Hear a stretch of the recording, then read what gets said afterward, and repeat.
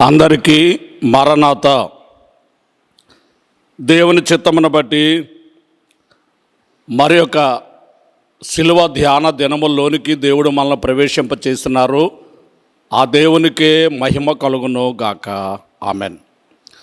ఈరోజు నేను మీకు బోధించాలని ఆశించుచున్న సందేశం ఏమనగా, శిలువ అంటే ఏమిటి, వాట్ ఈజ్ క్రాస్, శిలువ అంటే ఏమిటి అనే మాటను గురించి మీకు బోధించవలనని నేను ఆశించుచూ ఉన్నాను. శిలువ అనే మాటను మొట్టమొదట ప్రస్తావన చేసినటువంటి వ్యక్తి యేసుక్రీస్తు అని మనం ఎరుగుదము. ఈ శిలువను గూర్చి అనేక మందికి ప్రకటన చేసి శిలువను గూర్చి అనేక మందికి తెలియచేసినటువంటి వ్యక్తి అపోస్తలుడైనటువంటి పౌలు. ఈరోజు ధ్యానం కొరకు కొరింథీయులకు రాసినటువంటి మొదటి పత్రిక 1వ అధ్యాయము 18వ వచనం చదువుతూ ఉన్నాను. శిలువను గూర్చిన వార్త నశించుచున్న వారికి వెర్రితనము, కానీ రక్షింపబడుచున్న మనకు దేవుని శక్తి. శిలువను గూర్చిన వార్త నశించుచున్న వారికి వెర్రితనము, కానీ రక్షింపబడుచున్న మనకు దేవుని శక్తి. ఇక్కడ రెండు వర్గములు కనబడుతూ ఉన్నారు. ఒకటి నశించిపోయే వర్గము, రెండు మరి దీవింపబడే వర్గము లేక రక్షింపబడే వర్గము, ఆశీర్వదింపబడే వర్గమును మనము చూచుచూ ఉన్నాము. 22వ వచనంలో మరి రెండు వర్గములు మనకు కనబడుతూ ఉన్నారు. వారెవరు అనగా, చూడండి, యూదులు సూచక్రియలు చేయమని అడుగుచున్నారు, గ్రీసు దేశస్థులు జ్ఞానము వెదుకుచున్నారు. ఇంకొక రెండు వర్గములు, యూదులు, గ్రీసు దేశస్థులు. యూదులు సూచక్రియలు కోరుచూ ఉన్నారు, గ్రీసు దేశస్థులు జ్ఞానాన్ని వెదుగుచూ ఉన్నారు. అయితే ప్రియమైనటువంటి వాళ్ళు 24వ వచనంలో 23వ వచనంలో మనం చూస్తే, మరి దేవుణ్ణి నమ్మిన వర్గం ఉన్నది, దేవుని చేత రక్షింపబడిన వర్గం ఉన్నది. వారైతే 23వ వచనంలో, అయితే మేము సిలువ వేయబడిన క్రీస్తును ప్రకటించుచు ఉన్నాము అనేటటువంటి మాట మనము చూడగలుగుతున్నాం. 24వ వచనంలో ఆ ప్రకటించేటటువంటి వర్గమునకు ఆయన ఎలా ఉన్నాడు అంటే, పిలువబడిన వారికి క్రీస్తు దేవుని శక్తియు దేవుని జ్ఞానమునై ఉన్నాడు అనే మాట. 31వ వచనంలో కూడా మనం చూస్తే, అతిశయించువాడు ప్రభువునందే అతిశయింపవలెను అని వ్రాయబడినది నెరవేరునట్లు దేవుని మూలముగా ఆయన మనకు జ్ఞానమును, నీతియు, పరిశుద్ధతయు, విమోచనము నాయను. దేవునికి స్తుతి కలుగును గాక, దేవునికి స్తోత్రము కలుగును గాక. గమనించండి, సిలువను గూర్చి మనము ధ్యానము చేయడానికి ముందు, అసలు ఈ కొరింథీ పత్రికలో ఉన్న విషయములను మనం ధ్యానం చేయడానికి ముందు, సిలువ అంటే ఏమిటి అంటే, సిలువను చూడని వారు, సిలువ అనే పదము అర్థము తెలియని వారు ఎవరు ఉండరు. సిలువ అనే మాట మనమందరము విన్నదే, కానీ సిలువ తెలియని వారు ఎవరు ఉండరు. కానీ సిలువను ఆశ్రయించని వారు ఇంకా ఎంతోమంది ఉన్నారు. గమనించాలి ప్రియులారా, సిలువ అనే మాట వినగానే ముందు మనకు వినబడే వ్యక్తులు ఎవరంటే రోమీయులు. ఎందుకంటే వారి కాలంలో ఒకే రోజు 6,000 మందికి సిలువ వేసినట్లు చరిత్ర చెబుతూ ఉంది. కేవలం క్రీస్తు కాలంలోనే సుమారు 30,000 మందికి సిలువ వేసినట్టుగా మనం చూడగలుగుతూ ఉన్నాం. ఏమిటి అంటే, ఇది హీనమైనటువంటి సిలువ. ఒక వ్యక్తిని, దేశద్రోహులను, రాజద్రోహులను చంపడానికి వినియోగించేటటువంటి ఒక వధస్తంభం. దీన్ని మొట్టమొదట ఎవరు అంటే ఫెనీకీయులు అనేటటువంటి వారు ఈ సిలువను మరి ఏర్పాటు చేసినట్లుగా మనం చూస్తూ ఉన్నాం. ఈ ఫెనీకీయులు చాలా పురాతనమైన ప్రజలుగా చరిత్ర మనకు చెబుతూ ఉంది. వీరు నోవహు కుమారుడగు హాము సంతతి వారిలో నుండి లెక్కించబడిన వారిగా మనకు కనబడుతూ ఉన్నది. వీరు చాలా పురాతనమైన దేశముగా ఉన్నట్టుగా, వాడరేవులు కలిగిన పట్టణముగా ఉన్నట్టుగా, తూరు సీదోనుల ప్రాంతముగా ఉండినట్టుగా చరిత్ర మనకు తెలియచేస్తూ ఉన్నది. వీరి రాజులలో ఒకరైనటువంటి హీరాము సొలొమోను మందిర నిర్మాణము కొరకు ఆ సమయంలో గొప్ప మ్రాణులను కూడా పంపించినట్లు చరిత్ర మనకు కనబడుచు ఉన్నది. లిపిని కనుగొన్నది వీరేనని బైబిల్ పండితులు తెలియచేస్తూ ఉన్నారు. లిపిని మాత్రమే కాదు, శిలువ శిక్షను కూడా వీరే కనుగొన్నారని చరిత్రకారులు తెలియచేస్తూ ఉన్నారు. శిలువ అనేది ఒక హీనమైనటువంటి శిక్ష. నేరస్తులను చిత్రహింసలను అనుభవిస్తూ నిదానంగా మరణించడానికి శిలువను వారు కనుగొన్నారు. నేరస్తులు ఎండకు ఎండి వానకు తడిసి బాధను అనుభవించాలనేది వారి ఉద్దేశం. నేరస్తులను వివస్త్రాలుగా చేసి శిలువ మీద వారు వేలాడదీసేవారు. ప్రియమైన వాళ్ళ కీటకాలు, రాబందులు, పక్షులు, అడవి జంతువులు, నక్కలు, తోడేళ్ళు, మృతి చెందిన నేరస్తుల యొక్క కళేబరములను పీక్కుని తినాలనేది వారి యొక్క ఉద్దేశము. నేరం చేసిన వారు త్వరగా చనిపోకుండా మరి వారు నిదానంగా బాధను అనుభవిస్తూ చనిపోవాలనేది వారి ఉద్దేశము. ప్రియమైనటువంటి వాళ్ళరా గమనించండి. కాబట్టి ఇలాగూ వారు ఈ యొక్క సిలువను కనుగొన్నారు. ఈ సిలువ శిక్ష రోమియులు దాన్ని ఎక్కువగా అమలు చేసినట్లుగా మనము చూడగలుగుతూ ఉన్నాము. ప్రియమైన వాళ్ళ ఫెనీకేయుల నుండి ఈ రోమియులు దీన్ని దత్త తీసుకొని మరి హీనంగా మరి వారు చంపినట్లుగా మనము చూడగలుగుతూ ఉన్నాము. ప్రియమైనటువంటి వాళ్ళరా, ఈ హీనమైనటువంటి సిలువ శిక్ష, ఈ భారభరితమైనటువంటి సిలువ, ఈ భారమైనటువంటి ఈ కొయ్య, సిలువ అనగానే మన ఆకారాన్ని బట్టి చూస్తే ఒక నిలువ కొయ్య, ఒక అడ్డ కొయ్య మనకు కనబడుతూ ఉన్నది. కాబట్టి ఈ రెండు వర్గముల జనాంగములలో కొరింథీయులకు రాసిన మొదటి పత్రిక 18 మొదటి అధ్యాయము 18 వచనంలో 2 రకముల వర్గములు, 2 రకముల జనాంగములు మనకు కనబడుచు ఉన్నారు. ఒకటి నశించిపోయే జనాంగము, 2 రక్షింపబడుచున్న జనాంగము. ఈ నశించిపోయే జనాంగమునకు ఈ సిలువను చూడగానే వారికి ఒక నిలువ కొయ్య, ఒక అడ్డ కొయ్య కనబడుతూ ఉన్నది. వారికి ఆ యొక్క సిలువలో వేలాడుచున్న ఆ శిక్షార్హుడు, ఆ దేశద్రోహి, ఆ రాజద్రోహి కనబడుతున్నాడు. కాబట్టి కొయ్య సిలువ, ఈ కర్ర సిలువ లేక ఈ యొక్క శిక్షను అనుభవించుచున్నటువంటి ఈ రాజద్రోహి ఎలాగూ రక్షించగలడు అనేటటువంటి ఉద్దేశమే వారికి కనబడుతూ ఉన్నది.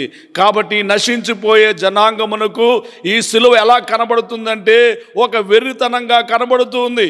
ముందుగా మనం చెప్పినట్టు ఈ సిలువ శిక్ష నేరస్తులకు, పాపాత్ములకు వేసేవారు. కాబట్టి ఈ కొయ్య కర్ర ఎలాగూ రక్షిస్తుంది, అలాగే ఈ సిలువలో వేలాడుచున్న ద్రోహి, నేరస్తుడు, పాపాత్ముడు ఎలాగూ రక్షించగలడు అనేటటువంటి నశించిపోయే జనాంగం యొక్క ఆలోచన ఏముంటూ ఉన్నది కనుక అది వారికి ఎలా ఉన్నది అంటే వెర్రితనముగా ఉన్నది. సిలువను గూర్చిన వార్త నశించుచున్న వారికి వెర్రితనముగా ఉన్నది. కానీ రక్షింపబడేటటువంటి మనకు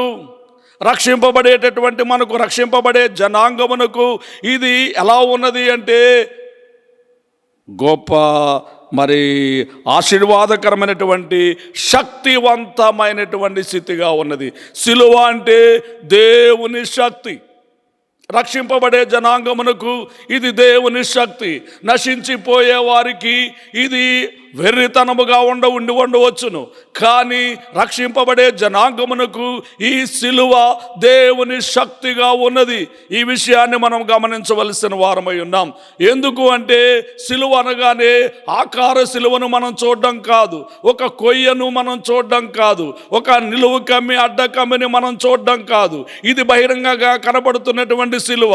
ఈ సిలువ మీద అనాదిలోనే మానవ రక్షణార్థమై రక్షణ మహాసంకల్పమును గూర్చిన ఆలోచన చేసి మరి జగత్తు పునాది వేయబడక ముందే మన కొరకు ఏర్పాటు చేయబడినటువంటి కల్వరి గొర్రె పిల్లైనటువంటి యేసు క్రీస్తు మన నిమిత్తము చనిపోయి ఉన్నారు.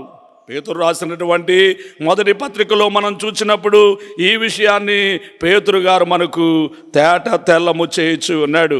పేతురు రాసినటువంటి మొదటి పత్రికలో మొదటి అధ్యాయము 18 వచనాన్ని మనం చూస్తే, పితృపారంపర్యమైన వ్యర్థ ప్రవర్తనను విడిచిపెట్టినట్లుగా వెండి బంగారముల వంటి క్షయమైనటువంటి వస్తువుల చేత మీరు విమోచింపబడలేదు, కానీ అమూల్యమైన రక్తము చేత అనగా నిర్దోషమును నిష్కలంకమునగు గొర్రె పిల్ల వంటి క్రీస్తు రక్తము చేత విమోచింపబడతారని మీరు ఎరుగుదురు కదా.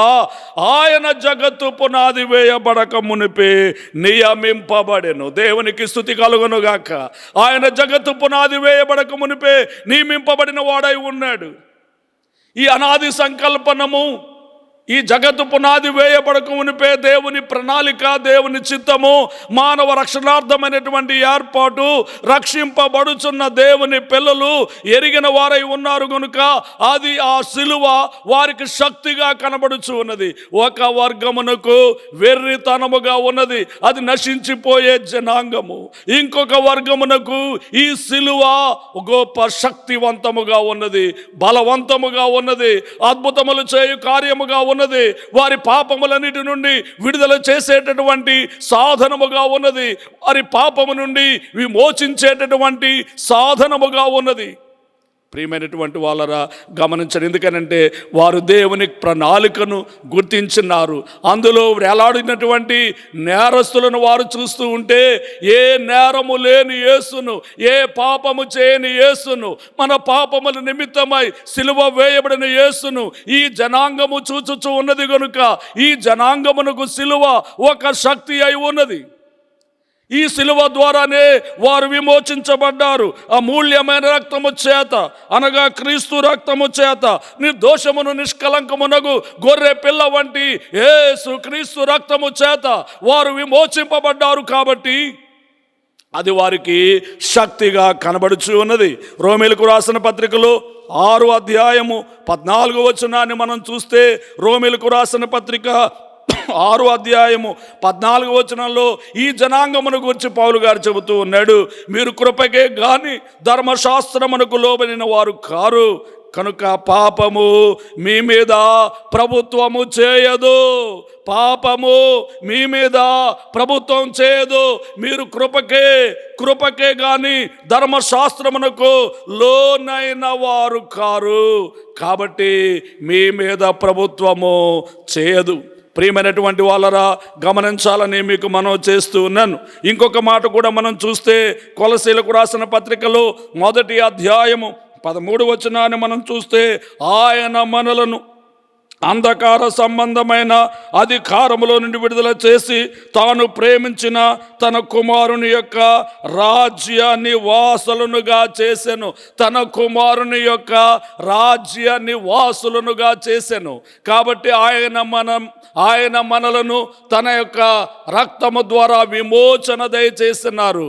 కాబట్టి పాపము మన మీద ప్రభుత్వము చేయదు. 2 వర్గములు, నశించు వర్గము, రక్షింపబడు వర్గము. నశించు వర్గమునకు వెర్రితనము సిలువ, రక్షింపబడుచున్న వర్గమునకు ఇది దేవుని శక్తి. కారణం ఏమిటంటే వీరు దేవుని అనాది ప్రణాళికను నమ్మారు. సిలువను చూడక సిలువలో వేలాడుచున్న యేసును చూచారు. ఆ కొయ్య ఆకార సిలువను, ఆ కొయ్య సిలువను వారు చూడక సిలువలో వేలాడుచున్నటువంటి ఆ శక్తివంతుడైన దేవుణ్ణి, అనాది ప్రణాళికను వారు గుర్తించి ఆయన రక్తములో కడుగబడి శుద్ధి చేయబడిన వారుగా ఉన్నారు కనుక పాపము వారి మీద ప్రభుత్వం చేయదు.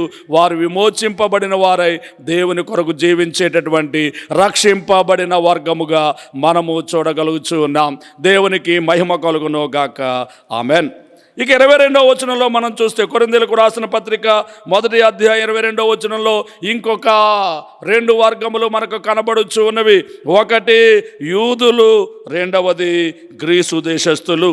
యూదులు సూచక్రియలు చేయమని అడుగుచున్నారు, గ్రీసు దేశస్థులు జ్ఞానము వెదుకుచున్నారు. అయితే మేము సిలువ వేయబడిన క్రీస్తును ప్రకటించుచున్నాము. ఇంకొక 2 వర్గములు. ఎవరి వర్గములంటే, ఒకటి యూదులు, 2 గ్రీసు దేశస్థులు. యూదులు సూచక్రియలు కోరుచూ ఉన్నారు, గ్రీసు దేశస్థులు జ్ఞానమును వెదుకుచూ ఉన్నారు. ప్రియమైన వాళ్ళు 24వ వచనం అంటాడు, అయితే ఆయన యూదులకు ఆటంకంగా ఉన్నాడు. యూదులకు ఆయన ఆటంకంగా ఉన్నాడు, గ్రీసు దేశస్థులకు ఆయన వెర్రితనముగా ఉన్నాడు, అన్యులకు దేవుడిని ఎరగని వారికి ఆయన ఎలా ఉన్నాడు అంటే వెర్రితనంగా ఉన్నాడు. యూదులకు ఆటంకంగా ఎందుకున్నాడు? యూదులకు వారి జనాంగమే కదా, యూదులు జనాంగములో నుండి ఆయన వచ్చినాడు కదా, ఇశ్రాయేలులో నుండి ఆయన వచ్చినాడు కదా, యూదులకు ఆయన ఆటంకంగా ఎందుకు ఉన్నాడు? రోమాపత్రికను మనం చూస్తే 9వ అధ్యాయంలో ఈ వివరాన్ని పౌలు భక్తుడు మనకు తేటతెల్లము చేయించి ఉన్నారు. చూడండి, రోమాపత్రిక 9వ అధ్యాయము 30వ వచనం నుండి మనం చూస్తే, అట్లయితే మనమేమందుము, నీతిని వెంటాడిన అన్యజనులు నీతిని అనగా విశ్వాస మూలమైన నీతిని పొందిరి, అయితే ఇశ్రాయేలు నీతి కారణమైన నియమమును వెంటాడినను ఆ నియమము అందుకొనలేదు. అన్యజనులైనటువంటి వారు నీతిని వెంటాడి ఆ నీతిని అందుకున్నారు, కానీ ఇశ్రాయేలీయులు నీతిని వెంటాడినను ఆ నియమను వారు పొందుకోలేదు. 32వ వచనం, వారెందుకు పొందుకొనలేదు, వారెందుకు అందుకొనలేదు ప్రశ్నిస్తూ ఉన్నాడు పౌలు గారు. ప్రశ్నిస్తూ జవాబు చెబుతున్నాడు, వారు విశ్వాస మూలముగా కాక క్రియల మూలముగానైనట్టు దానిని వెంటాడిరి. విశ్వాసంతో కాకుండా ఒక ఆచారపూర్వకంగా, ఆత్మీయంగా కాకుండా, ఆధ్యాత్మికంగా కాకుండా, వారు ఆచారపూర్వకంగా మరి క్రియల పూర్వకంగా వారు దాన్ని వెంటాడి ఉన్నారు కాబట్టి వారు ఆ నీతిని అందుకొనలేకపోయినారు. ప్రియమైన వాళ్ళరా, గమనించండి, అందుకే దేవుడు వారికి ఆటంకంగా ఉన్నాడు. అందుకే 33వ వచనంలో, ఇదిగో నేను అడ్డురాతిని అడ్డు బండను సియోనులో నుండి స్థాపించుచున్నాను, ఆయన యందు విశ్వాసం ఉంచువాడు సిగ్గుపడడు అని వ్రాయబడిన ప్రకారము వారు అడ్డురాయి తగిలిన, అనగా ఇశ్రాయేలీయులు అడ్డురాయి తగిలి తొట్రుపడిరి. యూదులకు ఆయన ఆటంకంగా ఉన్నాడు. ఎందుకనంటే వారు విశ్వాసం మూలంగా కాకుండా క్రియల మూలంగా వారు వెతుకుతూ ఉన్నారు, వెంటాడుతూ ఉన్నారు. ఇంకా 10వ వచనంలో కంటిన్యూషన్ ఇస్తున్నాడు పౌలు గారు. చూడండి, సహోదరులారా, ఇశ్రాయేలీయులు రక్షణ పొందాలని నా హృదయాభిలాష, వారి విషయమే నేను దేవునికి చేయు ప్రార్థన అయి ఉన్నది.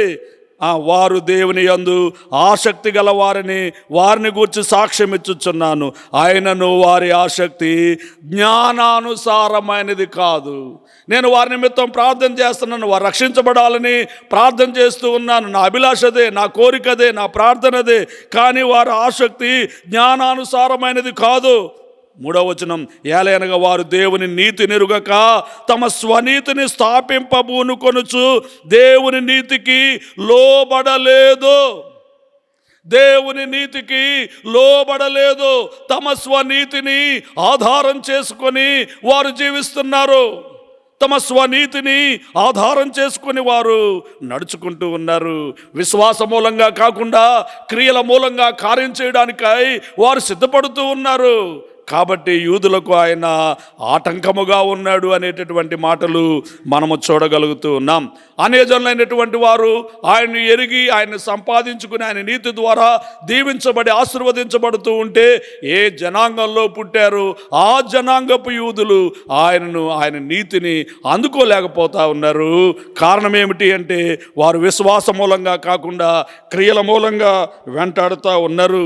ప్రియమైన వాళ్ళరా, గమనించండి, వారి ఆసక్తి జ్ఞానానుసారంగా ఉన్నది కానీ ఆత్మీయంగా, ఆధ్యాత్మికంగా లేదు. ప్రియమైన వారు దేవుని నీతిని గుర్తించక వారు స్వనీతిని స్థాపించడానికై పూనుకుంటూ ఉన్నారు. కనుకనే ఈ గొప్ప రక్షణను అందుకోవడం లేదు. అందుకే దేవుడు వారికి అడ్డుబండను స్థాపించుచూ ఉన్నాడు. యూదులకు ఆయన ఆటంకముగా ఉన్నారు అనే మాట ఈ కొరింథీ పత్రికలో, మొదటి అధ్యాయము 24వ వచనంలో మనము చూడగలుగుతూ ఉన్నాము. ప్రియమైనటువంటి వాళ్ళరా, గమనించాలని మీకు తెలియచేస్తూ ఉన్నాను. ఇప్పుడు మనం నేర్చుకోవాల్సిన పాఠం ఏమిటంటే, ఈ సిలువ ధ్యానములను చేయుచున్న మనము, లేక యేసుక్రీస్తును సంపాదించుకున్న మనము, యేసుక్రీస్తు రక్తములో కడగబడిన మనము మన స్వనీతిని ఆధారం చేసుకోకుండా, మన స్వార్థం కొరకు, మన స్వలాభాపేక్ష కొరకు మనము ఈ యొక్క క్రీస్తును వాడుకొనకుండా దేవుని మహిమ కొరకు, దేవుని రాజ్య వ్యాప్తి కొరకు, అనేక మంది రక్షణ కొరకు ఈ సిలువను మనం వినియోగించగలిగితే మనం ఆశీర్వదించబడతాం, దీవించబడతాం, వృద్ధిలోనికి వస్తాం. బలా నమ్మకమైన మంచి దాసుడా, ఈ కొంచెములో నీవు నమ్మకంగా ఉన్నావనేటటువంటి దేవుని దీవెనను అందుకునేటటువంటి ఆ ఘనమైనటువంటి స్థాయిలోనికి మనము రాగలుగుతాం. గ్రీసు దేశస్థులకు ఆయన అలా ఉన్నాడు. రెండవ వర్గం, ఒక వర్గం యూదులు, రెండవ వర్గం గ్రీసు దేశస్థులు. వీరు జ్ఞానాన్ని వెతుకుతూ ఉన్నారు. ఆనాటి కాలంలో గ్రీసు దేశస్థులు గొప్ప తత్వవేత్తలుగా, గొప్ప జ్ఞానవంతులుగా మరి వినుతికెక్కారు, ప్రసిద్ధికెక్కారు. గొప్ప స్థితి వారికి వచ్చి ఉన్నది. అయితే ప్రియమైన వాళ్ళను ప్రభు తెలియజేస్తూ ఉన్నాడు 26వ వచనంలో, సహోదరులారా, మిమ్మల్ని పిలిచిన పిలుపును చూడుడి. మీరులో లోకరీతిని జ్ఞానులైనను గనులైనను గొప్ప వంశపు వారైన అనేక మంది పిలువబడలేదు. జ్ఞానులైనను గొప్ప వంశముల వారైనను అనేకులు పిలువబడలేదు. కానీ ఏ శరీరయు దేవుని ఎదుట అతిశయింపకుండునట్లు జ్ఞానులను సిగ్గుపరచుటకు లోకములో నుండి వెర్రి వారిని దేవుడు ఏర్పరచుకొని ఉన్నాడు. బలవంతులైన వారిని సిగ్గుపరచుటకు లోకములో ఉన్న హీనులైన వారిని, బలహీనులైన వారిని దేవుడు ఏర్పరచుకున్నాడు. ఎన్నికైన వారిని వ్యర్థము చేయుటకు లోకములో ఉన్న నీచులైన వారిని, తృణీకరింపబడిన వారిని, ఎన్నిక లేని వారిని దేవుడు ఏర్పరచుకొని ఉన్నాడు. దేవునికి స్తుతి కలుగునుగాక, దేవునికి స్తోత్రం కలుగునుగాక. ఎవరిని ఆయన ఏర్పాటు చేసుకున్నాడు అంటే దీనులను, హీనులను. గ్రీసు దేశస్థులు జ్ఞానవంతులని, మేమే జ్ఞానవంతులమని అనుకుంటున్నారు. కానీ దేవుడి జ్ఞానవంతులందరినీ పక్కన పెడుతూ ఉన్నాడు.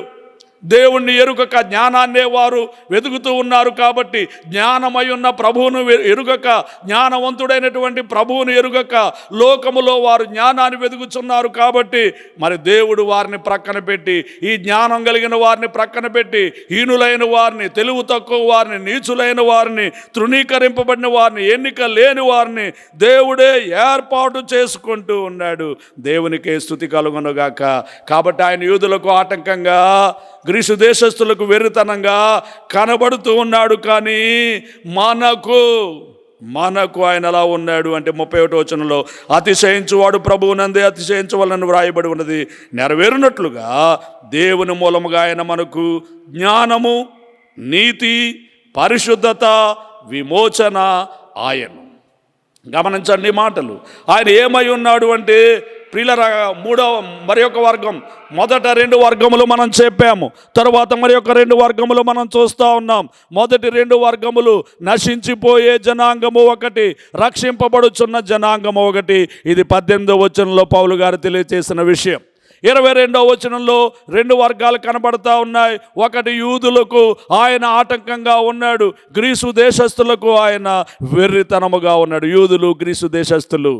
ప్రియమైనటువంటి వాళ్ళ ఇక మరి ఒక వర్గము, 5వ వర్గం మనం చూస్తే ఇక్కడ కనబడతా ఉన్నది.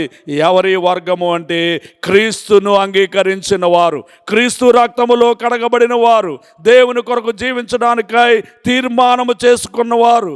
కాబట్టి ఇక్కడ పౌలు గారు కూడా ఇలాగే క్రీస్తు కొరకు జీవించడానికి సిద్ధపడ్డాడు కనుక ఆయన చెబుతున్నాడు, దేవుని మూలముగా ఆయన మనకు, అనగా క్రీస్తును అంగీకరించే వారికి, క్రీస్తు రక్తములో కడగబడిన వారికి, ఇంకో మాటలో చెప్పాలంటే క్రైస్తవ జనాంగమునకు ఆయన 1 జ్ఞానము, 2 నీతి, 3 పరిశుద్ధత, 4 విమోచనము నాయను.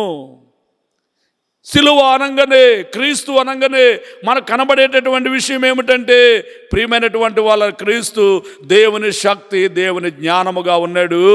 కాబట్టి ఆయన 1 జ్ఞానమై ఉన్నాడు. 24వ వచనం ప్రకారంగా మనం చూస్తే ఆయన యూదులకు ఆటంకంగాను, అన్యజనులకు వెర్రితనంగాను ఉన్నాడు. కానీ యూదులకేమి, గ్రీసు దేశస్థులకేమి, పిలువబడిన వారికేమి, అందరికీ కూడా ఆయన ఏమై ఉన్నాడు అంటే క్రీస్తు దేవుని శక్తి, దేవుని జ్ఞానము. శక్తి, జ్ఞానము. సిలువ అనగానే శక్తి. సిలువ అంటే ఏమిటి అంటే శక్తి, మానవుని రక్షించే శక్తి, పాపము నుండి విడుదల చేసే శక్తి, వ్యాధుల నుండి విడుదల చేసే శక్తి, శాపమును కొట్టివేసే శక్తి. ఈ సిలువ యొద్దకు ఎవరు వస్తారు? ఈ సిలువ శరణు ఎవరు కోరుకుంటారు? దేవా పాపినని ఎవరు వేడుకుంటారు? వారందరినీ రక్షించే శక్తి సిలువలో ఉన్నది. అందుకే భక్తులు ఇలా పాడుకున్నారు, శరణు యేసు శరణు శరణు శరణు శరణు నా ప్రభువా, దురిత దూరుడా నీదరి చేరితి రా, నీ సిలువే నాశరా నాయనోరా.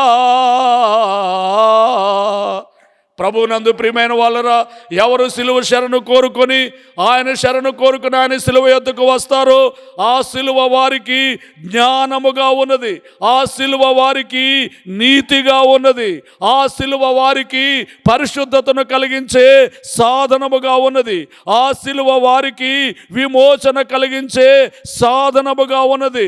సిలువ జ్ఞానమిచ్చే సాధనం, సిలువ నీతిని దయచేసేటటువంటి సాధనం. భక్తుడు పురుషోత్తం చౌదరి అలా పాడుతున్నారు, అనీతి వస్త్రమెడలించెను యేసునాథు రక్తమున ముంచెను, వినూత్న యత్నమెదను నియల్నడు గనల్ వినల్ ప్రేమ నాకు చూపెను, యెహోవా నా మొర లాలించెను, తన మహాదయను నన్ను గణించెను. ఆ నీతి వస్త్రాన్ని తొలగించి, నీతి వస్త్రాన్ని దయచేసి, నీతి వస్త్రాన్ని తొలగించి, ప్రియమైన వాళ్ళరా, ఎవ్వరూ చూపించలేని ఆ గొప్ప ప్రేమ, ఎవరూ చూపించలేని ఆ గొప్ప ప్రేమ, జ్ఞానాన్ని, నీతిని, పరిశుద్ధతను, పవిత్రతను, నీతిమత్వాన్ని, విమోచనను దయచేస్తూ ఉన్నారు. ఆయన సిలువ మనకు ఏమై ఉన్నది అంటే, ఆయన సిలువ మనకు జ్ఞానము, ఆయన సిలువ మనకు నీతి, ఆయన సిలువ మనకు పరిశుద్ధత, ఆయన సిలువ మనకు విమోచన. సిలువ అంటే ఏమిటి అంటే, సిలువ అంటే శక్తి, విమోచన కలిగించే శక్తి, పరిశుద్ధత కలిగించే శక్తి, నీతిని కలిగించే శక్తి, జ్ఞానాన్ని దయచేసే శక్తి, పాపాన్ని నుండి విడుదల చేసి మనందరినీ ఆయన పిల్లలుగా చేసుకునే శక్తి. సిలువ యొద్దకు వచ్చి సిలువ శరణు కోరుకుంటే ఇక ఏ మార్గమునకు వెళ్ళినా ప్రయోజనం ఉండదేమో, కానీ ఈ మార్గమునకు వస్తే ఈ మార్గములోనే రక్షణ. భక్తుడు పాడుతున్నాడు, పలు విధ పదముల రసి ఫలితమేమి కానాలేక, సిలువ ఎదుట నిలచినాడను రా, నీ సిలువే నాశరా నాయనోరా.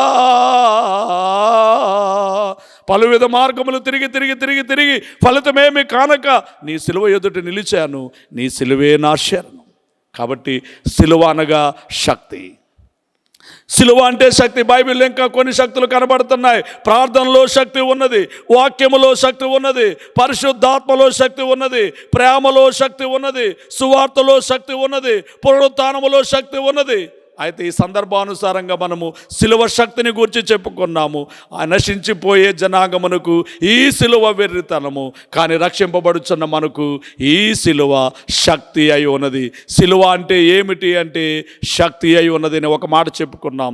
ఈ సిలువను గురించి మరికొన్ని విషయములు, సిలువ అంటే బదిలీ అని, సిలువ అంటే సమాధానము అని, సిలువ అంటే సంధి అని, ఇలా మరికొన్ని విషయములు ఈ సిలువను గురించి మనం వివరణ చేసుకుందాం.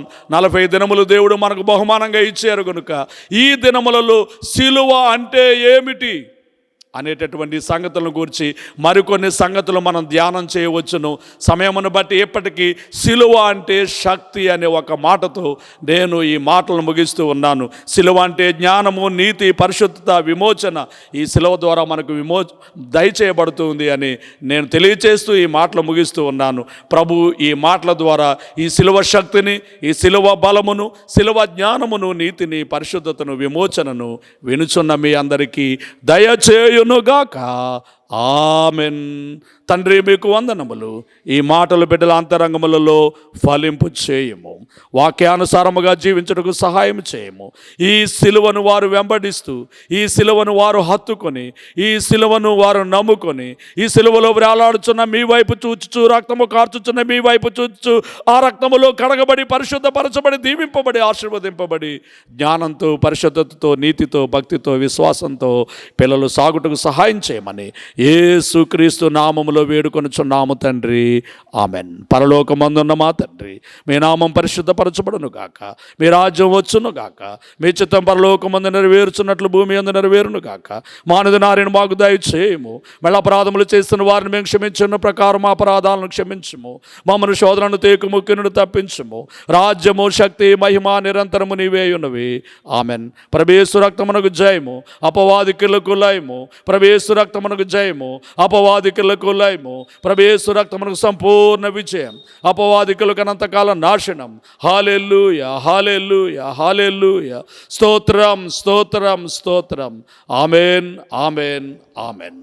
మన తండ్రి అయిన దేవుని ప్రేమ, మన రక్షకుడైన యేసుక్రీస్తు వారి యొక్క కృప, సహాయకుడుగా ఆత్మ తండ్రి అన్యోన్య సహవాసము కూడి వచ్చిన మనెల్లరకు ఆయన వెంబడించు వారందరికీ తోడై ఉండునుగాక.